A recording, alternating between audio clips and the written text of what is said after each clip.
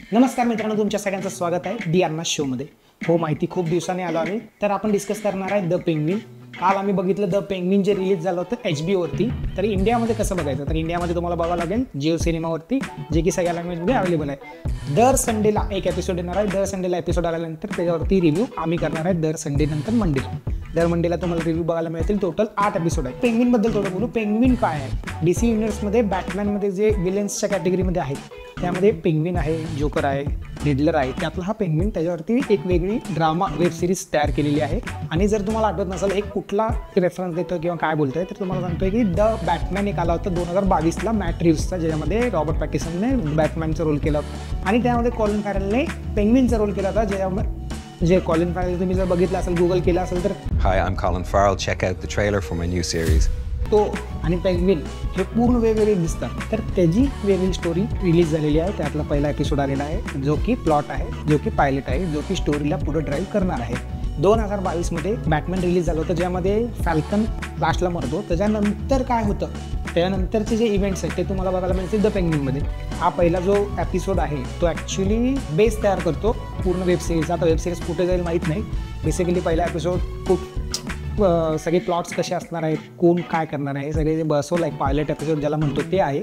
त्यामध्ये तुम्हाला बघायला मिळेल की पेंग्विन काय करतो. त्यानंतर फाल्कनचा एक पोरगा आहे, तो ॲक्च्युली टेक ओव्हर करायचं प्लॅन असतं. मग पेंग्विन त्याला मारतो. त्याच्यानंतर काय होतं, त्याची एक बहीण आहे सोफिया फाल्कन म्हणून.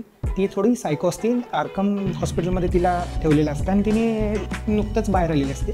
त्याच्यानंतर पुढं काय होतं, पेंग्विन त्याची बॉडी कसा लपवतो फाल्कनच्या पोराची, आणि त्यामध्ये कोण कोण अडकतं कोण कोण नाही, हे पूर्ण प्लॉट आहे त्याचा. खास करून कॉलिन फॅरेलचा रोल एकदम क्लास आहे.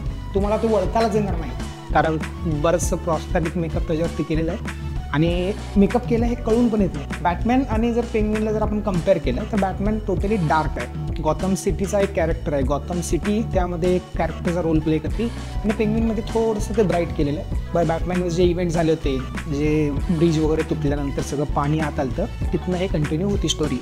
तिथून ही स्टोरी पुढे जाते. क्लबमध्ये पाणी आल्यानंतर पेंग्विन तिथं येतो. तिथं आल्यानंतर ते फाल्कनचा जो पोरगा आहे तो येतो. दोघांमध्ये वाद होतं. मग पेंग्विन त्याला गोळी मारतो आणि तिथून जी स्टोरी आहे ती चालू होती. आणि मेन ट्विस्ट आहे लास्टला, जे की तुम्ही पहिला एपिसोड बघूनच तुम्ही ठरवा.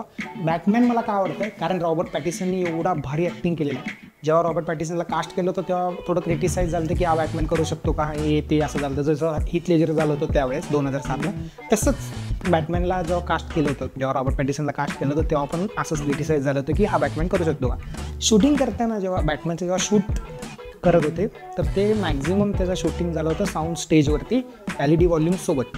जे तुम्ही स्क्रीनवरती बघत असाल, जेव्हा बॅटमॅनचं एक फुटेज येतो, तो एका बिल्डिंगवर आहे आणि मागं पूर्ण सिटी दिसते, ते LED वॉल्यूमवर शूट केलेलं आहे. तसंच पेंग्विनचं मे बी शूट झालं असेल, कारण बिहाइंड द सीन्सचे फुटेज अजून आलेले नाही आहेत. पेंग्विनमध्ये तुम्हाला काही शॉट्स बॅटमॅनचे पण दिसतात आणि बॅटमॅन तर अजून नाही दिसला त्यात. मे बी पुढच्या 8 एपिसोडमध्ये रॉबर्ट पॅटिसनची एंट्री असेल कुठेतरी. पेंग्विनची जी कार आहे ती पण पिंक आहे, त्याचा ड्रेस पण पिंक आहे. जर तुम्ही कॉमिक्स किंवा काय वाचत असाल किंवा कार्टून बघितलं असेल लहानपणी बॅटमॅनचं, ज्यामध्ये पेंग्विन झाड असतो, पिंक कलरचा सूट घालून चांगला आहे, म्हणजे डार्क पिंकमध्ये त्याची कार आहे थोडी, हे तुम्हाला बघितल्यावर कळेल. एंडिंगचा एक शॉट आहे पहिल्या एपिसोडमध्ये, जो की पेंग्विन असं बसलेला असतो आणि त्याच्यासोबत एक त्याचा पार्टनर असतो. तो कॅमेरा असा पॅन होतो, वर जातो. जेव्हा तुम्ही सीन बघितलं तर तेव्हा मला वाटलं की हा scene maybe Unreal Engine नावाच्या सॉफ्टवेअरमध्ये तयार केलेला असेल. मे बी, मला माहीत नाही, कारण त्यांचं बजेट भरपूर असतं, मोठे मोठे सॉफ्टवेअर ते यूज करू शकतात. Unreal engine free of cost आहे. ते एक सीन जे आहे हल्ला पूर्णपणे डॉली शॉट वरपर्यंत जातो आकाशात.